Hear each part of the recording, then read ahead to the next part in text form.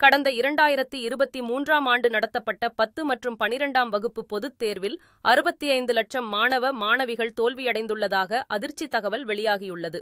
நாடு முழுவதும் உள்ள 56 மாநில பள்ளி கல்வி வாரியங்கள் மற்றும் 3 தேசிய கல்வி வாரியங்களின் கீழ் இயங்கி வரும் பள்ளிகளின் 10 மற்றும் 12ஆம் வகுப்பு பொதுத் தேர்வு முடிவுகளை ஆராய்ந்து மத்திய கல்வி அமைச்சகம் இந்த புள்ளி விவரங்களை வெளியிட்டுள்ளது.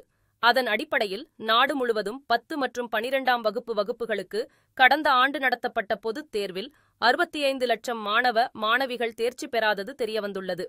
இதில் மத்திய கல்வி வாரிய பள்ளி மாணவர்களைக் காட்டிலும் மாநில கல்வி வாரியங்களில் படித்த மாணவர்களே அதிகம் தேர்ச்சி பெறாததும் தெரியவந்துள்ளது.